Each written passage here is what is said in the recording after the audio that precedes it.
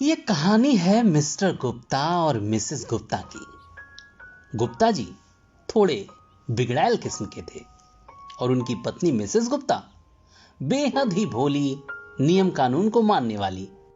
अब अपनी बुरी आदतों और अय्याशी के चलते गुप्ता जी का काम धंधा सब पैसों की दिक्कत में गया। लेकिन क्योंकि मिसेस गुप्ता जॉब करती थी तो उन्होंने अपनी कमाई, अपनी सेविंग्स के पैसे गुप्ता जी को दे दिए, जिससे वो अपना काम शुरू कर सकें और उसे सही से चला सकें। पर गुप्ता जी ठहरे अय्याश किस्म के। उन पैसों को काम में कम लगाया और दूसरी महिलाओं, शराब और विलासिता पर उड़ा दिया। कुछ मिसेस गुप्ता की चोरी से इधर उधर इन्वेस्ट कर दिया और अपने आप को कंगाल डिक्लेयर कर दिया।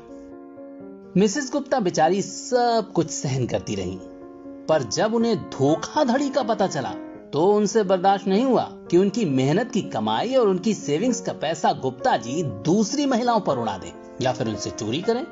बस गुप्ता जी को कानूनी तरीके से सबक सिखाने का फैसला मिसेस गुप्ता ने कर लिया। सबसे पहले उन्होंने अपनी जिंदगी से गुप्ता जी को अलग कर दिया।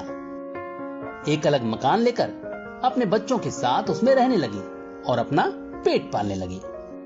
मतलब गुप्ता जी को उन्होंने अपनी निजी जिंदगी से राइट ऑफ कर दिया। क्या कर दिया? राइट ऑफ, माफ नहीं किया। अब बारी थी गुप्ता जी को सबक सिखाने की और अपने नुकसान की वसूली की। तो मिसेस गुप्ता ने अपने नुकसान की वसूली के लिए धोखाधड़ी और फाइनेंशियल चीटिंग आदि की एफआईआर गुप्ता जी पर दर्ज करवा दी। अब गुप्ता जी बेचारे एक देश से दूसरे देश भागने लगे, पर कानूनी कार्रवाई के आगे भला गुप्ता जी की कहां चलती।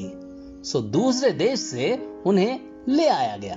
थाने में उनकी पिटाई हुई। उन्होंने जिन जिन महिलाओं को पैसे बांटे थे सबसे पैसे जब्त किए गए।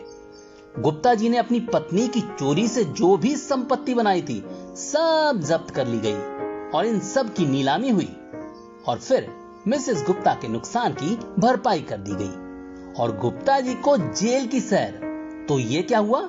ये हुई रिकवरी। दोस्तों, कुछ ऐसा ही किस्सा आजकल देश में भी खूब चल रहा है।